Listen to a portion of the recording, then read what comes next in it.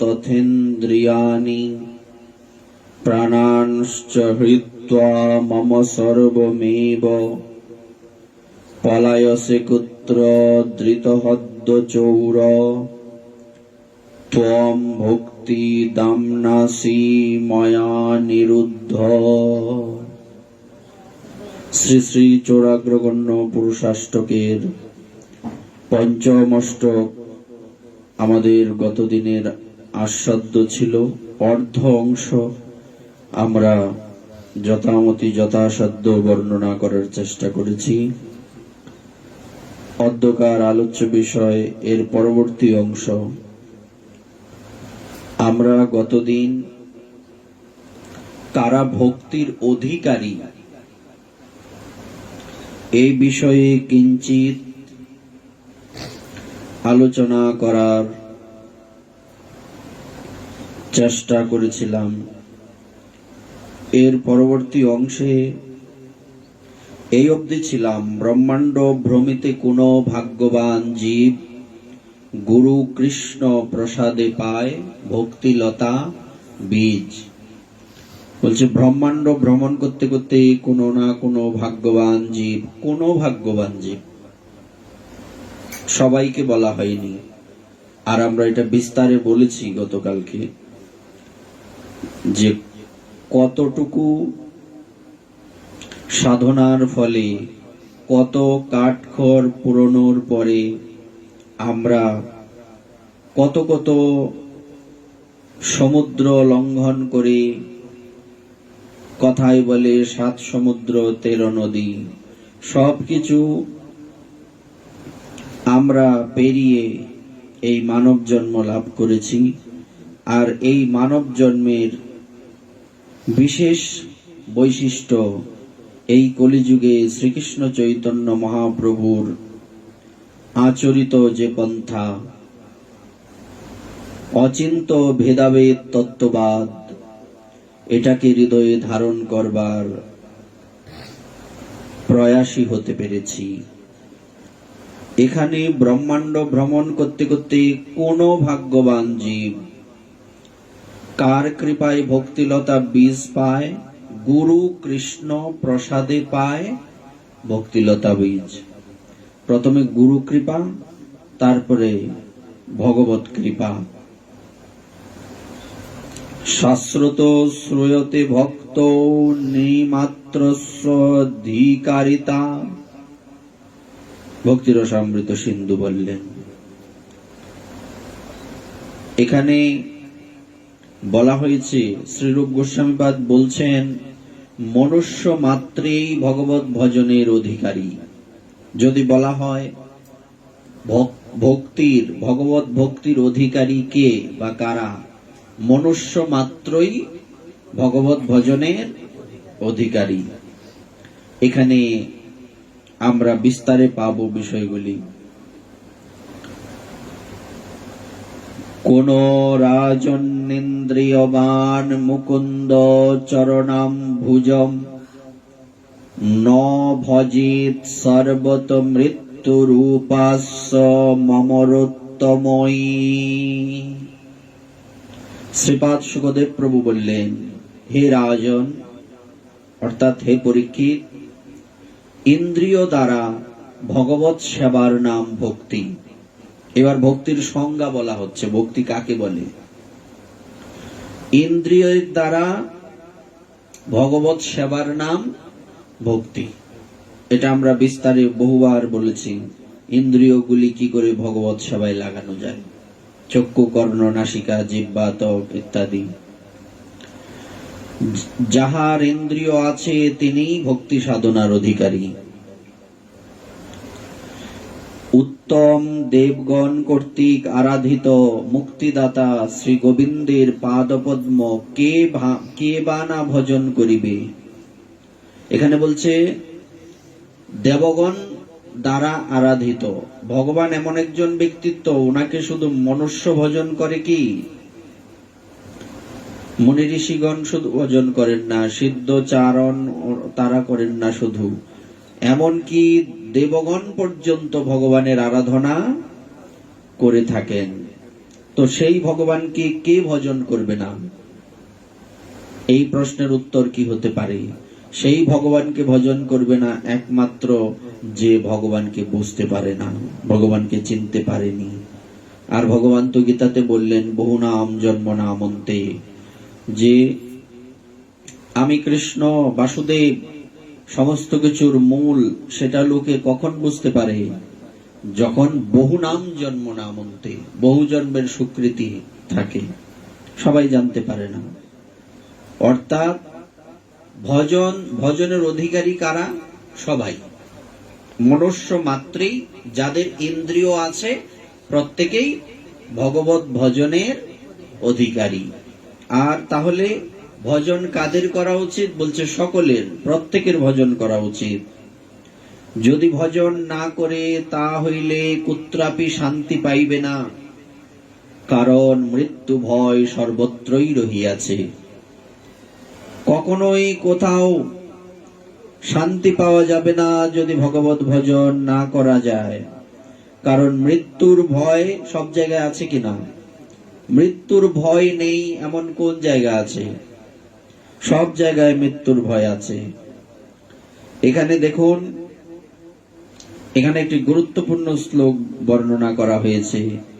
কিরাত হুনান্দ পুলিন্দ পুক্কসা আবির কঙ্কা যবনা খসাদয় ইহন্য পাপা যদপাশ্রয়াশ্রয়া শুদ্ধন্তি তস্মৈ প্রভ বিষ্ণবে নমঃ। এখানে বলা হয়েছে কিরাত হুন অন্ধ, পুলিন্দ পুক্কস আবির, কঙ্ক যবন খসাদি তথা অন্য যে সকল পাপী জীব তাহারাও, যাহারা সর্বতভাবে শ্রী গোবিন্দের পাদপদ্ম আশ্রয় করিয়াছেন, সেই ভক্তগণের চরণাশ্রয় করিয়া ভক্তিপ্রাপ্ত হইয়া পরম পবিত্র হয়।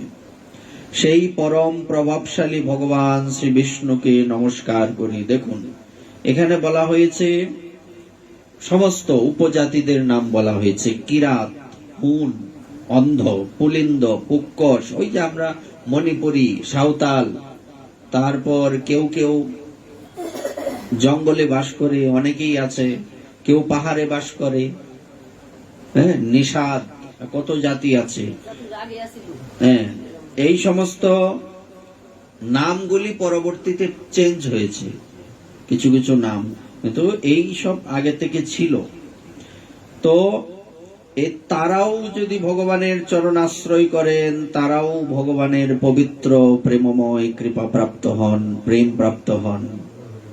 তো যার কৃপাতে সেই অনধিকারী ব্যক্তিগণ, এই বাহ্যিক দৃষ্টিকোণ থেকে দেখা গেলে এই সমস্ত কিরাত, হুন, পুলিন্দ, এরা কি ভগবত ভজন করে?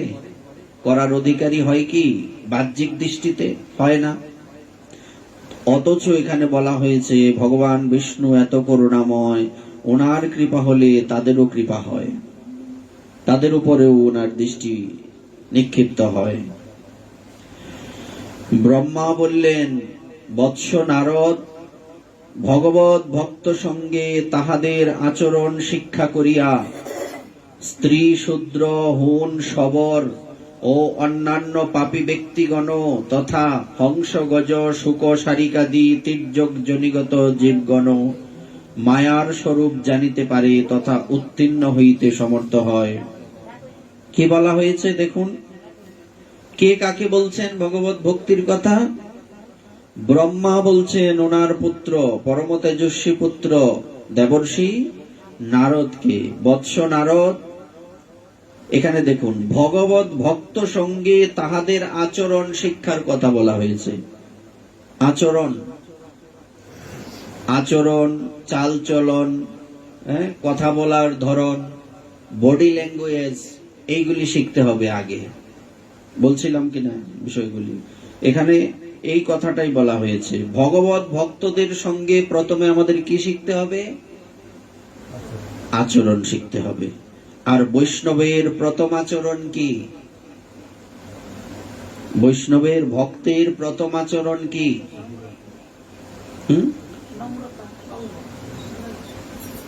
সঙ্গ, কাছাকাছি। বৈষ্ণবের প্রথম আচরণ কি? অসৎ সঙ্গ ত্যাগেই বৈষ্ণব আচার। এখানে বলা হয়েছে স্ত্রী সঙ্গী অসাধু কৃষ্ণা ভক্তয়ার। বলা হয়েছে অসৎ সঙ্গ ত্যাগেই বৈষ্ণবের প্রথম আচরণ। এখানে অসৎ বলতে কাদের বলা হয়েছে? বলছে স্ত্রী সঙ্গী। বলছে স্ত্রী সঙ্গী অসৎ হলে গৃহস্থগণ কি সবাই অসৎ? প্রশ্ন আসতে পারে, স্ত্রী সঙ্গী মানে কি? গৃহস্থ মাত্রেই স্ত্রী সঙ্গী। কিন্তু সাধু বা ভক্তের বেলায় আমরা এটা বিস্তারে দামোদর মাসে বলেছিলাম যে কেবলমাত্র সঙ্গ তখনই হবে যখন শুধুমাত্র সন্তান ধারণের সময় হবে, নতুবা অবৈধ হবে। তো যারা সদা সর্বদা স্ত্রী সঙ্গ পুরুষ সঙ্গ নিয়েই ব্যস্ত থাকেন এরা অসৎ। এই জন্য বলছে স্ত্রী সঙ্গী। এদের সঙ্গ করলে সাধুদের ভক্তি নষ্ট হবে। এদের কা কথা? মহাপ্রভু তো এই কথাও বলেছেন, মনোরূপী মতিভ্রম যে বলা হয়েছে, মুনি ঋষিগণের মতিভ্রম হয় কি দেখলে? কাষ্ঠের পুতুলি, কাষ্ঠ দ্বারা নির্মিত কোন রমণীর মূর্তি দেখলেও কাম জাগতে পারে। জাগতে পারে তো, জাগেও বই কি। তো এই জন্য স্ত্রী সঙ্গী, স্ত্রী সঙ্গ তো পরের কথা, কাষ্ঠ দ্বারা কিংবা কোনো মাটির দ্বারা নির্মিত স্ত্রী মূর্তি দেখলেও কাম জাগতে পারে। তা কতটুকু সাবধানতার সহিত ভক্তকে চলতে হবে। তাই এজন্য প্রথমেই বলা হয়েছে অসৎ কারা? যারা সর্বদা এইসব নিয়েই ব্যস্ত থাকে। এদের সঙ্গ থেকে যতটুকু সম্ভব দূরত্ব বজায় রাখতে হবে, নতুবা ভক্তির 14টা বেজে যাবে, ভক্তি নষ্ট হয়ে যাবে। কারণ কামী ব্যক্তির নাকের শ্বাস যদি তোমার গায়ে লাগে তো তোমার মধ্যে সেই কাম প্রবেশ করবে, তুমি ভক্তিতে এগিয়ে থাকতে পারবে না। তাই দেখবেন ভক্ত বৈষ্ণবরা একটু দূরত্ব বজায় রেখে চলে। তার মানে আপনাকে পছন্দ করেন এরকম নয়। এটা হচ্ছে ভিক্ষা রেখে কুকুর সামলানোর অবস্থা। বলছে কি আমি আগে বাঁচি পরে তোমারে বাঁচাই। এমনি বিষয়টা এরকম। মানে আমি যদি তোমার সঙ্গের প্রভাবে নষ্ট হয়ে যাই, আচ্ছা প্রচার করতে গিয়ে যদি আমি কোনো মেয়ের প্রেমে পড়ে যাই তখন কি অবস্থা হবে বলেন?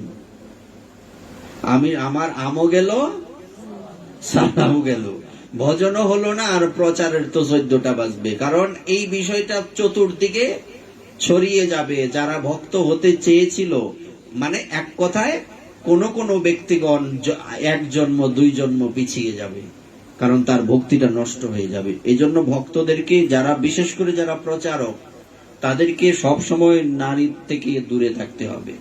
এমনকি নারী তো পরের কথা, যারা নারী সঙ্গ করে তাদের থেকে দূরত্ব বজায় রাখতে হবে। করোনার মতো 3 ফুট দূরত্ব বজায় রাখো। বিষয়টা হচ্ছে এরকম। তাই কখনো কোন সাধুগণ আসলে, কোন প্রচারকগণ আসলে হুমড়ি গিয়ে তাদের গিয়ে স্পর্শ করা, এগুলি করবেন না। এতে ক্ষতি হবে, সাধুরও ক্ষতি। আর সাধু যদি আপনার স্পর্শ পেয়ে কষ্ট পান, বৈষ্ণব অপরাধ হবে কিনা? কোনো দরকার নাই, দূর থেকে প্রণাম করবেন। দূর থেকে প্রণাম করলে কৃপা বেশি হয়। বলছে আমি যে প্রণাম করলাম এবারটা দেখছে, তো যদি সে নাই দেখলো তাইলে আর আমার কৃপা কিভাবে হবে? বলছে সাধু যদি তোমার দিকে নাও তাকান কোনো সমস্যা নেই, তোমার যে উদ্দেশ্য সাধুকে প্রণাম করা, তুমি তার ফল পেয়ে যাবে। সাধুকে গিয়ে বলতে হবে না আমি আসছি, আমি যে তোমার প্রণাম করছি দেখছো, বলার দরকার নাই। দূর থেকে যত দূর থেকে প্রণাম তত বেশি মঙ্গল। কাছে যাওয়া যাবে না, দূরে থাকাই ভালো। বলছে সঙ্গ মানে কি? সঙ্গ বলতে প্রসঙ্গ। আমাদের কিছু কিছু সহজী আর ব্যক্তিরা মনে করেন সঙ্গ মানে কি? সঙ্গ মানে এই সব তেলে জলে ঘুলে, এই সামুদ্রিক লবণ, সৈন্দব লবণ, এই সব একাকার করে জগা খিচুড়ি আলিঙ্গন করতে হবে, এইটার নাম সঙ্গ না, এটা উৎপাত। এগুলি কখনোই করবেন না, কোনো দরকার নাই। একজনের গলার মালা আরেকজনের গলায় দেওয়া, দেয় কিনা অনেকে। আপনার গলার মালাটা আপনি আরেকজনকে দিলেন মানে আপনি তাকে কৃপা করছেন, অধিকার আছে কি? কেউ আমাদের থেকে গলার মালা চাইলে মালা আমরা ছিঁড়ে দেই, মালা দেওয়া যাবে না, এটা কেউ গলায় দেবে, তাই এতে আমার ক্ষতি হবে। তাই অনেক কিছু সাবধানতা বজায় রাখতে হবে। তো এই যে আলিঙ্গন করা, অমুক তমুক, এইসবের থেকে দূরে যত থাকবেন তত ভক্তি বাড়বে, নতুবা ভক্তি কমবে। দেখবেন এইসব যারা করে তারা সব আচরণ নাই একটারও। লক্ষ্য করবেন তো কীর্তনের মধ্যে, আসরের মধ্যে যারা এইসব ওই যে আলিঙ্গন, চরণ ধরে টানাটানি, এরা একটারও আচরণ ঠিক নাই। আচরণ ঠিক আছে দেখবেন যারা এইসব বেশি করে। এই যে অনেকে বলে, যদিও বলতে নাই, কেন বলতে নাই? কেউ কার আচরণ কেমন এটা আমরা বললে তো তার পাপটা আসবে, কিন্তু এখন আমাদের বলতে হচ্ছে কেন? শিক্ষা দেওয়ার জন্য। আমরা তো নির্দিষ্ট করে কাউকে বলছি না যে অমুকের আচরণ এইরকম, তাইলে এটার সমালোচনা। আর আমি তো সার্বজনীন ভাবে সবাইকে বোঝানোর জন্য কথাটা বলছি, তাই এটা সমালোচনার মধ্যে পড়বে না, এটা শিক্ষার মধ্যে পড়বে। হ্যাঁ, তো দেখবেন ওই যারা এইসব করে বেড়ায় এরা বেশিরভাগ কি? আচরণ নাই। একজন বলছে দেখো কাইন্দা রাখতেছে না, অথচ মারে বাদ দেয় না কীর্তনের দলে। এরকম আসলে যায় কিনা? আমাদের বিভিন্ন জায়গায় অনেক ভক্তদের সঙ্গ করতে হয়, অনেকের কথা ফেস করতে হয় না, অনেকের কথাই শুনতে হয়। বলছে যে এরকম এক ঘটনার কথা বলছি। কথাটা কেন বললাম? আচরণ বেশিরভাগই আর যারা ভক্ত তারা দেখবেন নিরিবিলি দূরে থাকে। সঙ্গ মানে হচ্ছে প্রসঙ্গ। এখানে যে সঙ্গের কথা বলছে সাধু সঙ্গ, এই যে এখন যেটা হচ্ছে এটার নাম হচ্ছে সাধু সঙ্গ। ভগবানের কথা, ভগবানের কথা, ভগবানের নাম আপনি দূর থেকে শুনবেন, এটা সাধু সঙ্গ। হ্যাঁ, সব একাকার হয়ে দরকার নাই তো। কার মধ্যে কি ভাব আছে কে বলতে পারে? হঠাৎ করে যেমন আমাদের গুরুদেব বলতেন, যদিও কথাটা খুব শুনতে খারাপ কিন্তু এটাই সত্য, যে কোনো মেয়ে মানুষ যদি জলে ডুবে মারা যায় তাকে বাঁচাতেও যাবে না, এটা সাধুদের নিষেধ। এটা সাধুদের জন্য নিষেধ। হাত বাড়াইলে, মেয়েদের হাত ধরলেই অবস্থা খারাপ, উচিত না। এরকম একটা ঘটনা সবার জন্য না। সবার জন্য বলতে কি, কোন পুরুষের জন্যই না, কোন পুরুষের জন্যই না। অনেক পরিস্থিতি আছে, দেখবেন কিছুদিন আগে একটা বাস পড়ে গেল না ইয়ার থেকে, ফেরির থেকে, হ্যাঁ, তখন ওই যে এই কি বলে গামছা টামছা দিয়ে টেনে, মানে হাত যাতে না ধরা লাগে। যদি পরিস্থিতি খুবই বেগতিক হয়, তুমি ছাড়া কেউ নাই, অন্তত স্পর্শ না হয়। সবকিছুরই তো সমাধান আছে, কিন্তু পারতপক্ষে সাধুদের কখনো মেয়েদের হাত ধরা নিষেধ। গৃহস্থ বেলায় পুরুষ মাত্রই, পুরুষ, কারণ একজন পুরুষ তার স্ত্রীর হাত ছাড়া আর কারো হাত ধরতে পারবে না। ও মেয়ের বেলায় শুধু প্রতিব্রতা আর হেডি করবো ইয়ে, তো এটা নষ্টামি, তাইলে তো হবে না। তাহলে তো ভগবান কি করলো? তাহলে ভগবান তাইলে এই মেয়েদের পক্ষে নাই। ও ছেলেরা যাতা করে বেড়াইবো আর মেয়েরা শুধু পতিব্রতা ধর্ম। সবার বেলায়, সবার বেলায় একই নিয়ম। কারণ তুমি তোমার স্ত্রী ব্যতীত, কেন এইসব আমরা বলি না পাঠে, তুমি তোমার স্ত্রী ব্যতীত অন্য কোন নারীর দিকে তাকাতেই পারবে না। শুধু স্ত্রীর বেলায় কেন, স্বামীর বেলায়ও বটে। কথাটা কেন বললাম? আচরণ শিখতে হবে আগে, দৃষ্টি মাতৃজ্ঞানে। কিন্তু মাতৃজ্ঞান হইলেও স্পর্শ করা যাবে না। তাহলে একটা ঘটনা বলি, শুনেন। এটা হচ্ছে চাঁপাইনবাবগঞ্জ, নামটা না বললাম। আমাদের একজন গুরু ভাই, অনেক সিনিয়র, আমাদের এই যে মহন্ত আছেন এখন, আমাদের শ্যামসুন্দর বাবাজি মহারাজ সুবলদা, উনারও অনেক আগের সিনিয়র। তো উনি আসছেন চাপাই প্রচার করার জন্য। ওই যে আগেই বলছি, সবার মানসিকতা সমান না। তো উনি প্রচার করতে গিয়ে ধরুন নগর কীর্তন, নগরে বেরোইলে এই বাড়ি যাই না আমরা, যাই তো উনি গেছেন। তো যাওয়ার আগে যেই বাড়িতে উনি উঠেছেন, এই দাদা বলছেন, উনি আবার বয়স্ক, আবার গৃহস্থ, উনি বলছেন দাদা ওই ঘরে যাবেন না, ওই মেয়েটার মানসিকতা ভালো না। তো উনি এটা হচ্ছে আমি ওনাকে দেখিনি, এটা যে গুরু ভাই বলেছেন যে ওই ঘরে যেও না, যাবেন না, এই গুরু ভাইয়ের মুখেই শুনছি। আমি তো আর দেখিনি আর চিনিও না, শুধু শিক্ষার জন্য বলছি। কিন্তু উনার ভাষ্য অনুযায়ী ওই গুরু ভাইয়ের অহংকার ছিল, আমি সাধু, আমার তো ভালো শক্তি আছে, পাওয়ার আছে, এটা কোনো বিষয় না। তো যাবার ওনার সাথে আরেকজন সাধু গিয়েছেন, এটা তোমাদের বিশেষ করে শিক্ষা লাভ করার দরকার, নাহলে শেষ জীবনে খাইয়ে দিব, আর লাভ নাই। সাধুগিরি করে শেষ, সাঙ্গ উঠবো। তো এইবার এটা বিশেষ শিক্ষা।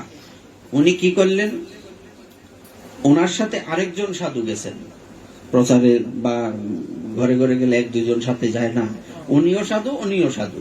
তো এইবার ওই ঘরে যাওয়ার পর ওই মাতাজি করছে কি, ওনার সাথে আলিঙ্গন করছে ওনাকে, আর ওই উনিও আবার, ওনার মধ্যে ওই সাধুর মধ্যে কোনো অন্য চিন্তা ছিল না, উনি স্বাভাবিকভাবেই মানে বিষয়টা হ্যান্ডেল করেছেন। তো এইবার এটা দেখার সাথে সাথে ওই পাশের সাধু দৌড়ে চলে আসছে ওই গৃহস্থ যে বাড়িতে উঠছে উনি, যে দাদা না করলো না তুমি ওখানে, আপনি ওখানে যাবেন না, দৌড়ে চলে আসছে, হাঁপাইতেছে, হে দাদা কি হইলো আপনার? বলছে আমি আর এখানে থাকবো না। বলছে উনি 2 গ্লাস জল খাইছে, খাওয়ার পর এই যে ভাগছে আর আইলো না। আর ওই যে গুরু ভাইটা উনি ওনার ফল ডাউন হয়ে গেছে, উনি শেষ, ওনার সাধুগিরি সাঙ্গে উঠছে, বাস্তব ঘটনা, শেষ। কথাটা কেন বলছি, এটা কেউ যদি মনে করে মনে হয় আমরা দেখতে পারে না, আরে বাবা তোমার দেখতে পারতো না কেরে, সাধুই তো সবাইকে ভালোবাসবে, কিন্তু ভালোবাসা মানে তো অত কাছাকাছি যাওয়া না। ভালোবাসার অনেক প্রকার সংজ্ঞা আছে, এক একজনের ভালোবাসা এক এক রকম। মায়ের সন্তানের প্রতি দৃষ্টি আর স্বামীর স্ত্রীর প্রতি দৃষ্টি কি এক? দৃষ্টি যেমন আলাদা, ভালোবাসার সিস্টেমও মানসিকতাও তো আলাদা, এটা তো আমরা সবাই জানি। সুতরাং জীবে সম্মান দেবে জানি কৃষ্ণ অধিষ্ঠান, প্রত্যেকটা জীবকেই সম্মান করার কথা মহাপ্রভু বলেছেন, শাস্ত্র বলেছেন। তো জীবকে সম্মান করবে বটে, কিন্তু পরিস্থিতি অনুযায়ী স্থান কাল পাত্র ভেদে দূরত্ব বজায় রাখতে হবে। এমনকি যদি অনেক উচ্চ কোটি মহাত্মাও থাকেন, তাকেও স্পর্শ করতে যাবে না, যেমন আমরাও যাব না, আমাদেরও যাওয়া উচিত না। কারণ উনি কোন ভজনে ব্যস্ত আছেন, হয়তো আমার স্পর্শে ওনার ভজনের ক্ষতি হতে পারে। এমন না যে পুরুষ হইলেই যে তার স্পর্শ করা লাগবে বা করলে অনেক কিছু, এরকম কিছু না। কারণ উনি যে ভজনের স্থিতিতে আছেন, হতে পারে এরকম অনেক ঘটনা হয়েছে।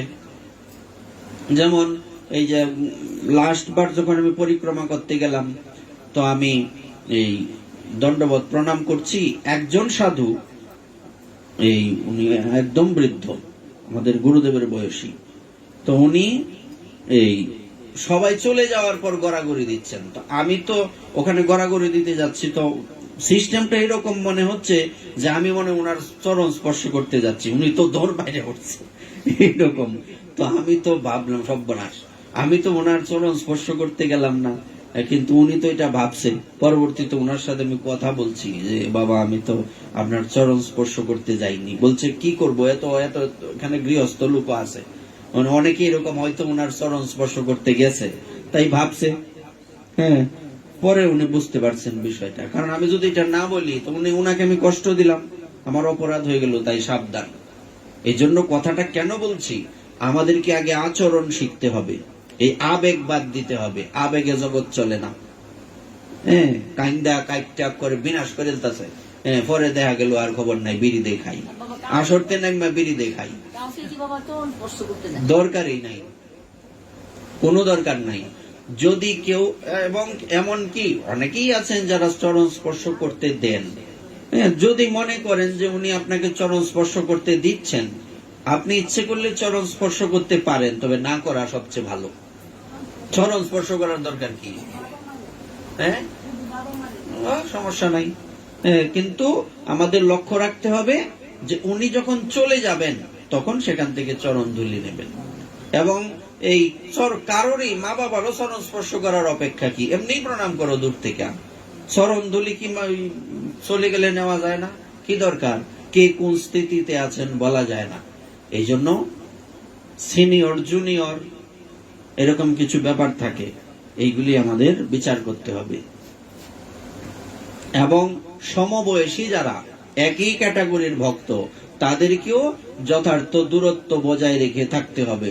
নতুবা নানান কারণে তোমার মধ্যে আমার মধ্যে কাম বাসনা আছে, তোমার মধ্যে সেই কাম বাসনা নেই, তো তুমি আমার কাছে আসলে তো আমার স্পর্শে তোমার মধ্যে সেই কাম বাসনা চলে আসবে।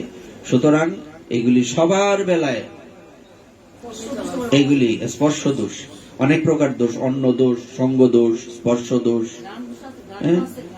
এটাও স্পর্শের মধ্যে ইয়ের মধ্যেই পড়ে। কারণ ত্বকের বিষয়, শরীরের বিষয়, তো নাকটাও তো শরীরের অংশ, তো এটাও স্পর্শ দোষের মধ্যেই পড়ে। তো এরকম বহু কিছু ব্যাপার আছে, এগুলি বিচার করতে হবে। এজন্য দেখবেন সাধুগণ আলাদা থাকেন। সাধুগণের প্রকৃতপক্ষে নিয়ম হচ্ছে সাধু আলাদাই থাকবে। হোক পুরুষ, হোক সমবয়সী, হোক বড়, হোক ছোট, এগুলি অনেক সময় দেখা যায় 10-12 জন সাধু, বিছানা টিছানা নাই, এই জন্য অনেক সময় একসাথে থাকতে হয়। কিন্তু মূলত নিয়ম হচ্ছে সাধু আলাদাই থাকবেন, এরকম পরিবেশ করে নিতে হবে। নাইলে কি হবে? নাইলে ভক্তিতে উন্নতি হবে না, বরং অবনতি হবে। এজন্য ব্রহ্মা বললেন, বৎস নারদ, ভগবত ভক্ত সঙ্গে তাদের আচরণ শিক্ষা করিয়া স্ত্রী, শূদ্র, হুন, শবর ও অন্যান্য পাপী ব্যক্তিগণ তথা হংস, গজ, শুক, শারিকাদি তির্যক জনিগত জীবগণ মায়ার স্বরূপ জানিতে পারে তথা উত্তীর্ণ হইতে সমর্থ হন। অর্থাৎ সাধুদের সঙ্গের প্রভাবে এমনকি পশু পাখি পর্যন্ত এই সংসার থেকে উদ্ধার হতে পারে। কথাটা দেখুন কত গুরুত্বপূর্ণ। এরকম ঘটনা আছে না? না, বহু ঘটনা আছে। আর যাহারা সাক্ষাৎ ভাবে শ্রী গোবিন্দের রূপ, গুণ, লীলাদির শ্রবণ মননে নিযুক্ত আছেন, তাহারা যে মায়া অতিক্রম করিবে ইহাতে আশ্চর্য কি।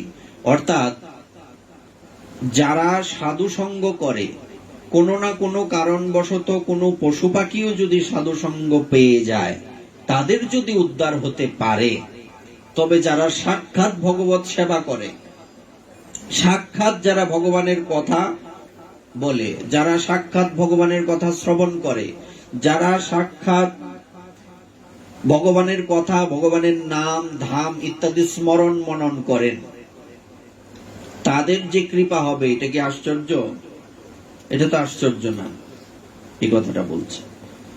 যে ব্যক্তি শালগ্রাম পূজা না করিয়া ভোজন করে, সে চণ্ডালাদির বিষ্ঠায় কল্পকাল পর্যন্ত কৃমি রূপে জন্মগ্রহণ করে। শব্দটা আগে বুঝতে হবে। যে বলছে, যে ব্যক্তি শালগ্রাম পূজা না করে কি করে? ভোজন করে, তার কি হয়? কি বলছে? সে চণ্ডালাদির বিষ্ঠায় কল্পকাল পর্যন্ত কৃমি রূপে জন্মগ্রহণ করে। বিষ্ঠার মধ্যে কৃমি হয়, কীট হয়, এই রূপে জন্মগ্রহণ করে। তাহলে এটার অর্থটা কি? অর্থ হচ্ছে প্রতিদিনের নিত্য নিয়ম হচ্ছে যে প্রত্যেক ভক্তকে অবশ্যই অবশ্যই ভগবানের অর্চন করে, তুলসীতে জল দান করে, দীক্ষা মন্ত্র জপ করে, তারপরে কোনো কিছু আহার করতে হবে। নতুবা এই যে কৃমি রূপে জন্মগ্রহণ করতে হবে। হ্যাঁ, শ্রী শালগ্রাম সেবায় কি ব্রাহ্মণ, কি স্ত্রী, কি শূদ্র, সকলেরই অধিকার আছে। সৎ শূদ্র শব্দে বিষ্ণু ভক্তি পরায়ণ শূদ্র। এখানে কথাটা বুঝতে হবে। শালগ্রাম শিলা সেবার অধিকার মূলত ব্রাহ্মণ ছাড়া আর কেউ করতে পারেন না। কিন্তু যদি কোনো শূদ্র কিংবা নারীও অধিকারী হন, ওনারাও শালগ্রাম সেবা করতে পারেন। যেমন মহাপ্রভু উনি গুঞ্জামালা আর শালগ্রাম কাকে দিয়েছিলেন? রঘুনাথ দাস গোস্বামীপাদকে। রঘুনাথ দাস গোস্বামীপাদ কি ব্রাহ্মণ ছিলেন? ছিলেন না। অধিকারী ব্যক্তি শালগ্রাম সেবা করতে পারে। তেমনি হরিদাস ঠাকুর তো যবন ছিলেন, কিন্তু অদ্বৈত প্রভুর পিতৃ শ্রাদ্ধের যে শ্রাদ্ধ পাত্র, সেটা অদ্বৈত প্রভু কাকে দিয়েছিলেন? হরিদাস ঠাকুরকে দিয়েছিলেন। সুতরাং উনি কি বুঝে দেননি? বুঝেই তো দিয়েছেন। সুতরাং আমাদের এখানে থেকে শিক্ষা নিতে হবে যে অধিকারীকে, যিনি ভগবত ভক্তি পরায়ণ, তিনিই অধিকারী ব্যক্তি। যেমন কিছু কিছু জায়গায় দেখা যায়, সেটা আগে বিশেষভাবে ছিল, যে কোন ব্রাহ্মণ শূদ্রের হাতে অন্ন খায় কি? গ্রহণ করে? এখনো করে না।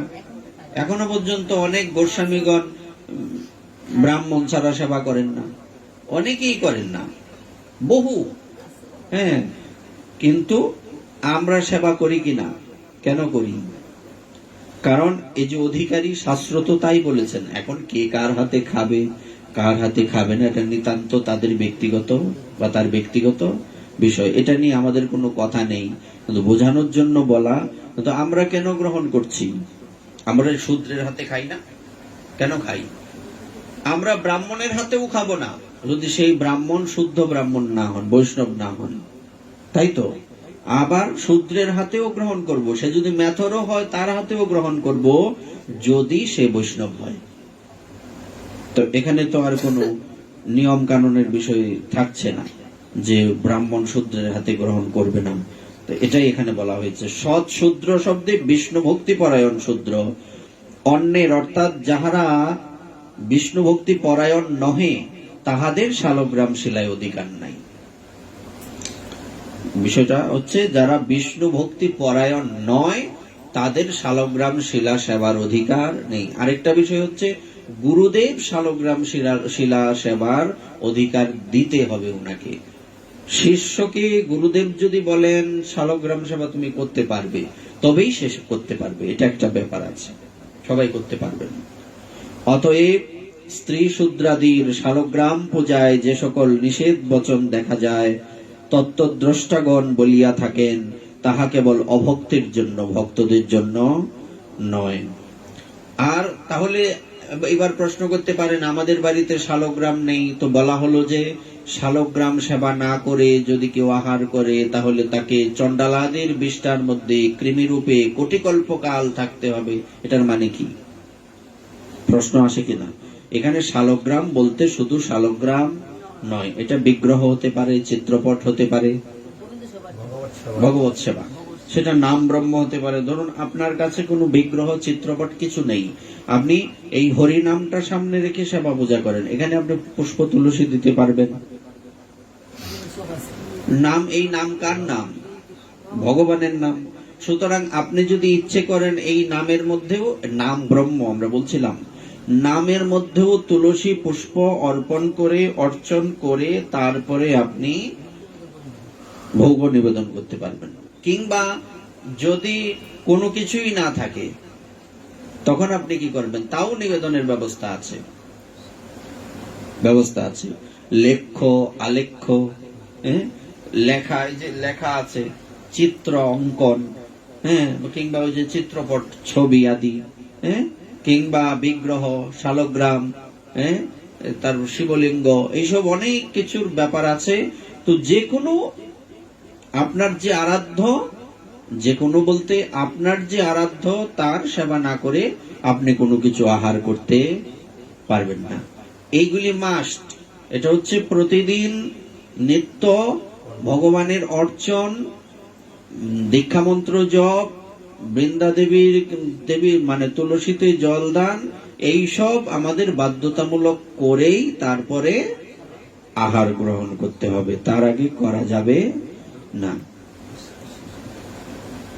তারপর নিষেধ বচন যথা সূচি অসুচি যাহা হন, ব্রাহ্মণেরই আমি পূজনীয়। স্ত্রী শূদ্রের হস্তস্পর্শ আমার নিকট বজ্রাঘাত অপেক্ষাও দুঃসহ হইয়া থাকে। এই স্থানে বক্তব্য এই যে, হরিভক্তি বিলাসের টিকায় বর্ণিত আছে, মহাপুরাণাদির সহিত বচন বিরোধ হওয়ায় মাৎসর্যপরায়ণ স্মার্তগণ মনকল্পিত কথা বলিয়াছেন। এখানে বলা হয়েছে, ব্রাহ্মণ যদি অশুদ্ধ হন, তো তবুও আমি ব্রাহ্মণেরই পূজ্য।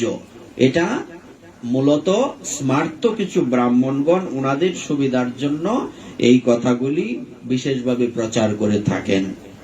মূলত এই কথার কোনো ভিত্তি হয় না। তাহলে তো ভগবান সাম্প্রদায়িকতা করছেন।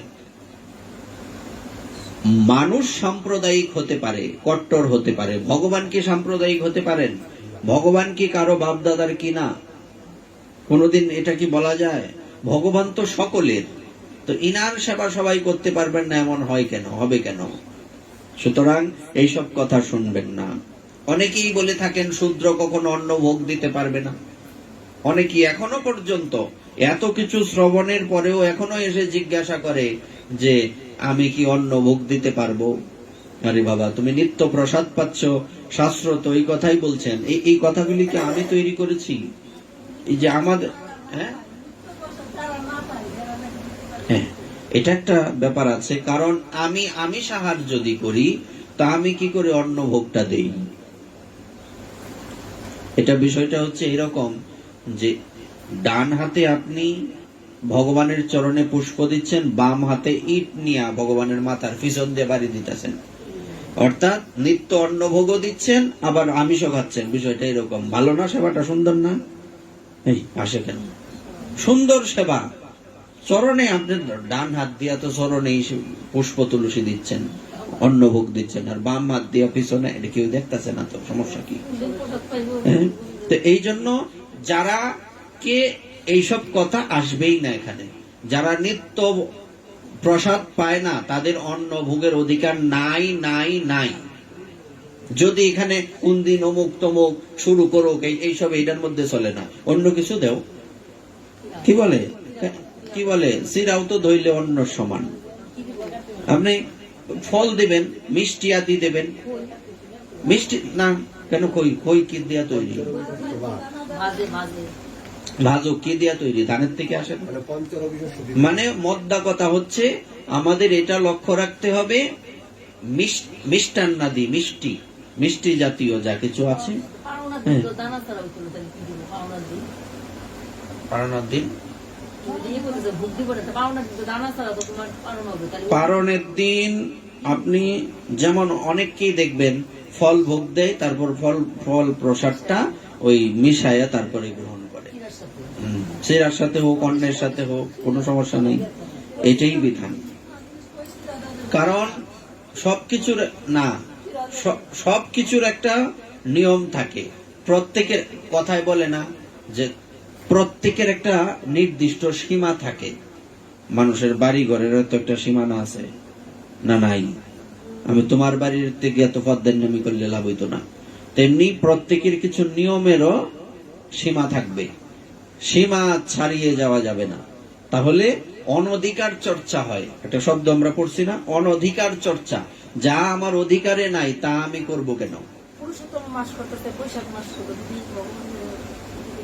যতই বলা হোক, তারপরে এখানে দুটো বিষয় আছে। একটা বিষয় হচ্ছে পুরুষোত্তম ব্রত করুক, দামোদর ব্রত করুক, দিতে পারবে না। কিন্তু গুরুদেব যদি বলেন যে আচ্ছা তুমি যখন পুরুষোত্তম ব্রত করো এই মাসটা ভোগ লাগাই, এরকম যদি গুরুদেব বলে থাকেন তাইলে এটা কোনো ঝামেলা হয়। মানে মূল বিষয়টা হচ্ছে আমি যা করব আমার গুরুদেবের আজ্ঞা নিয়ে করব।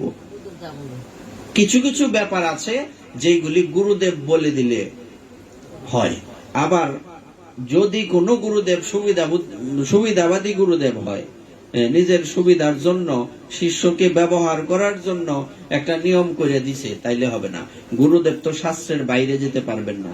গুরুদেবের একটা সীমা আছে, সাধুও সীমার বাইরে যাইতে পারবে না। আমাদের এই যে আমরা এখানে যারা আছি, আমাদের প্রত্যেকের একটা কিন্তু সীমা আছে। তো এই রকম সাধুরও একটা সীমা আছে। সাধু তো ভগবান না, যদিও সাধুকে আমরা ভগবানের চেয়ে বেশি সম্মান করি, এটা আলাদা বিষয়। কিন্তু সাধুরও একটা নির্দিষ্ট সীমা থাকবে, গুরুদেবেরও একটা নির্দিষ্ট সীমা থাকবে। এর বাইরে উনি কর্ম করতে পারেন না। এজন্য বলা হয়েছে সাধু শাস্ত্র গুরু বাক্য হৃদয়ে করিয়া ঐক্য, সতত ভাসিব প্রেম মাঝে। কর্মী জ্ঞানী ভক্তিহীন ইহারে করিয়া ভিন, নরোত্তম এই তত্ত্ব গাজে। কর্মী, কালকে বলছিলাম না, যারা কর্মটাকে প্রাধান্য দেন কিন্তু ভক্তিকে দেন না। জ্ঞানী, শুধু জ্ঞানের চর্চা করেন কিন্তু ভগবানের সাথে কোনো সম্পর্কই নাই। তো এইসব জ্ঞানী কর্মীদের থেকে আলাদা থাকতে হবে, ইনাদের থেকেও আমাদের দূরত্ব বজায় রাখতে হবে। নতুবা আপনি কর্মীর সঙ্গ করলে, ঠিকই তো কইছি, আগে তো কর্ম পরে না ধর্ম, তো আপনার মধ্যে ওই ভাবনা চলে আসবে। তাই এদের সঙ্গ করা যাবে না, এগুলি মাথায় রাখতে হবে। তারপর কি বললেন এখানে, তথাপি যদিও যুক্তি সিদ্ধ হয় তবে অবৈষ্ণব স্ত্রী শূদ্র শালগ্রাম পূজা করিবেন না, তেমনি অন্নভোগ দেবেন না। যথাযথ বিষ্ণু দীক্ষা গ্রহণ করিয়া সদাচার পরায়ণ স্ত্রী, শব্দটা কিন্তু এখানে বলা হয়েছে, শুধু বিষ্ণু মন্ত্রে দীক্ষা নিলেই হবে না। আপনাকে, আমরা তো এখানে সবাই বিষ্ণু মন্ত্রে দীক্ষিত, কি সবাই আমরা কৃষ্ণ মন্ত্রে দীক্ষিত না? তো সবাই শুধু কৃষ্ণ মন্ত্রে দীক্ষা নিলেই হবে না, বলছে এখানে যথাযথ বিষ্ণু দীক্ষা। আবার যথাযথ বিষ্ণু দীক্ষাটা কি, এটাও তো কথা।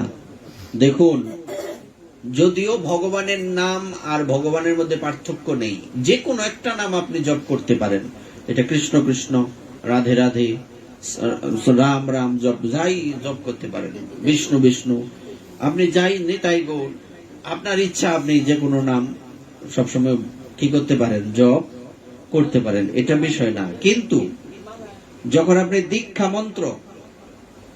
দীক্ষা মন্ত্রের বীজ মন্ত্রের যখন বিষয় আসবে, তখন এখানে অষ্টাদশাক্ষর বীজ মন্ত্রেরই স্পেশালিটি, দশাক্ষরের কথা আছে। তো এই জন্য আমাদের গৌরীয় ঘরে বিশেষ করে, আমরা ওইটা কারোর সাথে তর্কে জড়াবো না, আমাদের গৌরীয়দের ঘরে অষ্টাদশাক্ষর বীজ মন্ত্রেরই প্রাধান্য। এবং দেখা যায় যারা অষ্টাদশাক্ষর গোপাল মন্ত্রে দীক্ষিত তাদেরই যথার্থ পরম্পরা থাকে, বাকিদের গিয়ে খুঁজে আর ওই পরম্পরা পাওয়া যায় না। হ্যাঁ, কারণ এই মন্ত্রটাই তো বিশেষভাবে মহাপ্রভু বলে গেছেন। এই জন্য বলছে যথাযথ বিষ্ণু দীক্ষা। যথাযথ বিষ্ণু দীক্ষার অনেকগুলি বিষয় আছে এখানে। এক হচ্ছে যে গুরুদেব সদ্গুরুদেব কিনা, অর্থাৎ পরম্পরা ভুক্ত কিনা, ওনার সদাচার আছে কিনা, এবং যে মন্ত্র উনি আমাকে দিচ্ছেন এই মন্ত্র যথার্থ মন্ত্র কি না। নাম যথার্থ আর অযথার্থ নাই, নাম একই, কিন্তু মন্ত্রের ব্যাপারটা ভিন্ন। কেন কারো কাছে বলার জিনিস না, তুমি সাধুকে কেন এই মন্ত্রের যে কাগজ, হ্যাঁ, এটা বিশেষ কোন সাধুকে আপনি দেখাতে পারেন, কোন সমস্যা তো নেই, এই সাধু তো জানেই সবকিছু, এটা ব্যাপার না। আপনি তো তার কানে কানে গিয়ে মন্ত্র বলছেন না, বা উনিও আপনাকে বলবেন না। হ্যাঁ, আর এটা বলে, এটা কারা বলে জানেন? বলেন তো কারা বলে? যাদের পরম্পরা নাই। সাবধান, মন্ত্রের কাগজ কিন্তু কেউ দেখেন যেত না, আদতে গুমর ফাঁস হয়ে যাবো। মানে মন্ত্রের কাগজ, এই মন্ত্র তো এই গ্রন্থেই লেখা আছে, খোলা। যদি এমনটাই হতো যে এই মন্ত্র কাউকে দেখানো যাবে না, তাহলে কি এই ভক্ত কণ্ঠহারে এই মন্ত্রগুলি থাকতো? আছে না এই ভক্ত কণ্ঠহারে মন্ত্র? এটা কি বলা আছে এই ভক্ত কণ্ঠহার কিন্তু সবাই পড়তে পারতো না? লেখা আছে কোন জায়গায়? এই 700-800 পৃষ্ঠার কোথাও এখানে পাওয়া যায় এই কথাগুলি? তো পাওয়া যায় না। সুতরাং এর মধ্যে ঝামেলা আছে, বুঝতে হবে। ডাল মে কুছ কালা হে। তো সুতরাং আমাদের সব সময় মাথায় রাখতে হবে, আমরা এই বিষয়গুলি যাতে স্পেশাল ভাবে, বিশেষভাবে গুরুত্ব দেই। মন্ত্র কি মন্ত্র, দীক্ষা কোন মন্ত্রে দীক্ষা, গুরুদেব সৎ পরম্পরার কিনা, উনি আবার সদাচার, সৎ পরম্পরায় দীক্ষা নিলেই তো হবে না। সৎ পরম্পরায় দীক্ষা নিয়েছেন, উনি সবই মন্ত্রাদি জপ করছেন, কিন্তু উনি সদাচার সম্পন্ন নন, তো ওনার থেকে দীক্ষা নেওয়া যাবে কি? না, দীক্ষা নেওয়া যাবে কি? তো এই জন্য বলছে যথাযথ বিষ্ণু দীক্ষা। এই কথাটা যদি আপনি পড়ে চলে যেতেন, এই এতগুলি কথা বুঝতে পারতেন কি? এই জন্যই বলছে বাড়ির বই ফইরা পণ্ডিত যায় না, এগুলো পড়াশোনা করতে হয়। যথাযথ, কালকে আমরা বলছিলাম যে এই যে আমরা প্রথম দিকে যে 4-5টা, 1, 2, 3, 4, 5, 6, 7, 8টা 8টা যে পয়ার, এই পয়ারে কোনটা আমরা বুঝেছি কোনটা বুঝিনি বলার জন্য। তো এই কথা বলার উদ্দেশ্য কি, আমরা যে সাবজেক্টটা এখানে পড়ছি, যে বিষয়টা নিয়ে আমরা আলোচনা করছি, শ্রবণ কীর্তন করছি, এই বিষয়টা আমাদের কি করতে হবে? আগেই বলেছি, একটা জিনিস এমন ভাবে জানবো যাতে জীবনে আর এই বিষয়ে কোনো প্রশ্ন করতে না হয়। তাইলে শিক্ষকও যথার্থ, সে বিদ্যার্থীও যথার্থ, আর নাইলে কোনোটাই যথার্থ না। হ্যাঁ, এই বিষয়গুলি আমাদের স্পেশাল ভাবে জানতে হবে। যথাযথ বিষ্ণু দীক্ষা গ্রহণ করিয়া সদাচার পরায়ণ, বিষয়টা এবার আমরা সহজে বুঝতে পারছি। যথাযথ বিষ্ণু দীক্ষা কি, সদাচার কি, আমরা তো আজকে বুঝছি বিশেষভাবে। সদাচার পরায়ণ স্ত্রী শূদ্রগণ পূজা করিতে পারেন, লেখা আছে। শূদ্রের তো অন্ন ভোগেরই অধিকার নাই, কিন্তু মহাপ্রভু কৃপা করে আমাদেরকে এই অধিকার দান করেছেন। ব্রাহ্মণ্যবাদ এখনো বিভিন্ন জায়গায় চলে, কিন্তু এই যে এখানে এই কথাগুলি আমাদেরকে, এই যে যদি গৌর না হইতো তবে কি হইতো, কেমনে ধরিতাম দে রাধার মহিমা জগতে জানাতো, মধুর বৃন্দা বিপিন মাধুরী প্রবেশ চাতুরী সার বরজ যুবতী ভাবের ভকতি সকতি হইতো। আর কেউ এগুলি দিতে পারতেন কি? এই যে লেখাগুলি আমরা পড়ছি, এটা কার অবদান?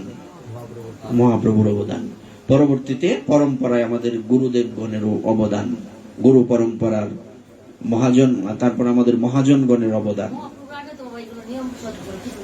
তৎকালীন সময়ে সব নিয়ম ছিল, গ্রন্থ তো আর মহাপ্রভু নতুন তৈরি করেননি। সর্বত্র প্রমাণ দিবে পুরাণ বচন, পুরাণ তো ভগবান ব্যাসদেবই লিখে গেছেন, কিন্তু ওই পুরাণ থেকে তৎকালীন সময়ে কিছু এইরকম নিয়ম কানুন ছিল যে না, সবাই কি করতে পারবে না, গ্রন্থ পড়তে পারবে না। এখানে দুটো বিষয় আছে, আমরা কিন্তু এই কথাটাকে একদম ফেলেও দিতে পারি না। একটু মন দিয়ে শুনবেন কথাটা। এই কথাটা তৎকালীন সময়ে বলা হতো যে কেউ, বিশেষ করে নারী শূদ্র, ওনারা কি করতে পারবেন না, গ্রন্থ পড়তে পারবেন না। ব্রাহ্মণ ক্ষত্রিয় বৈশ্য, তাদেরকে বলা হয় দ্বিজাতি, ওনারা একমাত্র গ্রন্থ পড়ার অধিকারী ছিলেন, বেদ। কিন্তু এই কথাটা বলার একটা উদ্দেশ্য আছে। উদ্দেশ্যটা হলো, দেখবেন বর্তমান সময়ে অনেক সময় আপনারা বলেন যে এক একজন এক এক রকম পাঠ করে। হ্যাঁ, তুমি একটা কইলা, আরেকজন আর একটা কইলো, এইরকম কেন? বলছে এরকম হওয়ার কারণ হচ্ছে যে দুইজনের একজন যথার্থ বলছেন, আরেকজন যথার্থ বলছেন না। এটা তো আপনি আমি ধরতে পারবো না, কারণ আমরা তো পণ্ডিত না, গ্রন্থ করি না। বিষয়টা এরকম কিনা? তো এখন কি এইগুলি হয় কেন? এগুলি হয় হচ্ছে ওই যে এক পাতা গ্রন্থ পড়ার পরে এই পরের দিনেই ব্যাসাসনে বসলো, পরের দিনেই গুরুদেব, একটু পড়াশোনা জানলে পরের দিনেই গুরুদেব, দেখতে সুন্দর হইলে তো কথাই নাই, প্লাস পয়েন্ট।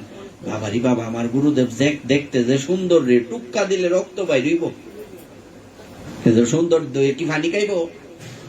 হ্যাঁ, তো সুতরাং এই সব কারণে বলা হয়েছে শূদ্র ব্যক্তি গ্রন্থ অধ্যয়ন করতে পারে। উল্টো পাল্টা বলবে। মহাদেবের কথা মনে আছে না? যখন ডিম ফুটে বাচ্চা বের হলো, বুঝি ওখানে অমরনাথ গুহায়, তখন মহাদেব ত্রিশূল নিক্ষেপ করলেন কেন? উনি তো ভগবান, উনি ক্রুদ্ধ হবেন কেন? উনি ত্রিশূল নিক্ষেপ করলেন কেন? কারণ এই কথা যেখানে সেখানে বলে বেড়াবে। এই লাইনটা বোঝার চেষ্টা করেন। একজন যথার্থ শূদ্র বলতে কিন্তু জাতি হিসাব না। শূদ্র বলতে যে ব্যক্তি মানে শূদ্রের মতো জীবন যাপন করে, গ্রন্থের সাথে সম্পর্ক নাই, কোন নিয়ম কানুন নাই, আচার আচরণ চাল চলন কিচ্ছু ঠিক নাই, সে ওই শূদ্র। সে ব্রাহ্মণ হইলেও শূদ্র, সে ব্রাহ্মণ হইলেও চন্ডাল। এই জন্য বলছে জাত পাত গণিয়ে বহা হো যায় বর্ণ বিচার, তুলসী কহে হরি ভজন বিনা চারো জাত চামার। কথাটা বুঝতে পারছেন? বলছে তুলসীদাস গোস্বামী, চিনতে পারছেন তো? তুলসীদাস গোস্বামী, আমরা মাঝে মধ্যে বলি না, স্ত্রীর কটু কথা শুনে উনি বেরিয়ে গেলেন। রামচরিতমানস হলুদ গ্রন্থটা মোটা, দেখছো না? তো এই তুলসীদাস গোস্বামীপাদ বলছেন যে হরি ভজন বিনা চার জাতি সামার, তাইলে এখান থেকে আমরা বুঝতে পারি চামার ব্যক্তি বা কি বলে মেথর মুসি তারাও উচ্চ কুলে মানে উচ্চ আসনে যেতে পারবে যদি তাদের অধিকার থাকে। আচ্ছা, কোন মেথর কি অফিসার নাই? আছে তো। যদি এইরকম রেস্ট্রিকশন থাকতো যে নিচু জাতির ব্যক্তি অফিসার হইতে পারবে না, তো এটা বিষয়টা কি বৈষম্য না? বৈষম্য কি না? তো ভগবান কি বৈষম্য করতে পারেন? ভগবানের কাছে এসব বৈষম্য নেই। সুতরাং এই বিষয়গুলি আমাদের কেন বলা হয়েছে? কারণ শূদ্র বলতে যে 2 কলম পড়ে এটার অপব্যাখ্যা করবে সে কিন্তু ডেঞ্জারাস। আমাদের সমাজে কিন্তু একটা কথা প্রচলিত, যে কথাটা কি, অর্ধেক সত্য বড় সমস্যা। অর্ধেকটা কথা শুনছো, ঝামেলা লাগাই দিছো। হ্যাঁ, আগে পরে যদি শুনতা তাহলে কিন্তু ভেজাল হইতো না। তো যারা 2 কলম পড়ার পরে শাস্ত্র ব্যাখ্যা করে তারা তাহলে কতটুকু ডেঞ্জারাস। এই জন্য আমাদের দেখা যায় এক একজন এক এক কথা বলে, যে এই জন্য নদু সদু যদু মধু সবাই ভগবানের কথা ব্যাসাসনে বলে বসার অধিকার রাখে না, বলার অধিকার রাখে না। তারপর কি বললেন? নারদ পুরাণে দেখা যায় সপচ অপি মহিপাল বিষ্ণুর ভক্ত দ্বিজাধিক। কি বলা হয়েছে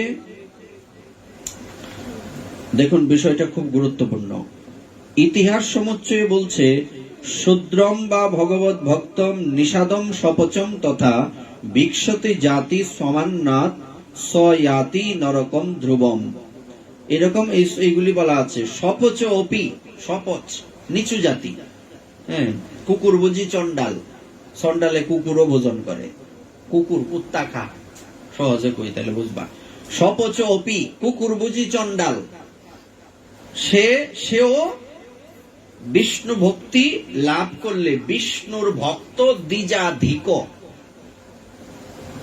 সেও যদি বিষ্ণু ভক্ত হয় সে ব্রাহ্মণের থেকেও শ্রেষ্ঠ। দেখুন কথাটা বুঝতে, এখানে এটার বাংলা দেয়নি। সপচ অপি মহিপাল বিষ্ণুর ভক্ত দ্বিজাধিক, দ্বিজ মানে ব্রাহ্মণ, অধিক মানে বড়। ইতিহাস সমুচ্চয় বলছে, শূদ্রম বা ভগবত ভক্তম নিষাদম সপচম তথা, সে নিষাদ হতে পারে, চন্ডাল হতে পারে, বিক্ষতি জাতি সামান্নাত স্বজাতি নরকম ধ্রুবম। আর সে ব্যক্তিও ভগবানের চরণে যেতে পারে, কিন্তু যিনি উচ্চকুলে জন্মেছেন তিনি যদি হরিভজন না করেন তিনি অবশ্যই নরকে পতিত হবেন, নরকম ধ্রুবম। তারপর বলছে, ন শূদ্রা ভগবত ভক্তাস্তে তু ভাগবতা নরা সর্ববর্ণেষু তে শূদ্রা येन ভক্তা জনার্দনে। হ্যাঁ, এই জন্য না, বাংলায় লেখা আছে, হে মহারাজ, বিষ্ণু ভক্ত চন্ডাল ভক্তিহীন ব্রাহ্মণ অপেক্ষা অধিক পূজনীয়। যে ব্যক্তি নিচু কুলোৎপন্ন অর্থাৎ নিষাদ শূদ্র সপচ প্রবৃত্তি বৈষ্ণবগণেরও, আবার বলা আছে, বৈষ্ণবগণের যদি জাতি বিচার করে এবং সাধারণ শূদ্রাদি রূপে দর্শন করে সে নিশ্চয়ই নরকে গমন করে। ধরেন কোন মেথর বৈষ্ণব হইছে, আপনি যদি তাকে দেখেন মেথর রূপে, তাইলে কিন্তু অনেক সময় বলে অনেকে যে এই ব্রাহ্মণ বৈষ্ণব, হ্যাঁ, শূদ্র বৈষ্ণব, বৈষ্ণবের এইসব কোন ইয়ে নাই, উপাধি নাই। ব্রাহ্মণ বৈষ্ণব আর শূদ্র বৈষ্ণব কি, সব বৈষ্ণব একই। তুমি বৈষ্ণব মার্গে এসছো মানে কি, এখানে আর কোনো জাতি নাই। নিতাই চাঁদের প্রেমের হাটে সব জাতির হয় এক আচার। না, প্রাধান্য যদি ব্রাহ্মণ হয়ে কেউ বৈষ্ণব হয়, প্রশংসার দাবিদার, সমাজের জন্য মঙ্গল, তাকে দেখে আরো অনেকে শিখবে, কারণ যেহেতু ব্রাহ্মণ সমাজের মাথা। কিন্তু আলাদা না, এটা করা যাবে না। এই কথাটা যখন আপনি চিন্তা করবেন যে অমুক হচ্ছে অমুক হচ্ছে শূদ্র বৈষ্ণব আর অমুক হচ্ছে ব্রাহ্মণ বৈষ্ণব, তখনই আপনার অপরাধ হবে। এই যে এই কথা লিখে এখানে কত সুন্দর কথা দেখুন। বৈষ্ণবগণের জাতি বিচার করে যে এবং সাধারণ শূদ্রাদি রূপে দর্শন করে সে নিশ্চয় নরকে গমন করে। তুমি চিন্তা করবা কেমন, এই কথা চিন্তাই করা যাবে না। পদ্ম পুরাণেও দেখা যায় ভগবত ভক্তগণ কখনোই শূদ্র নয়। কি কথা বলছেন?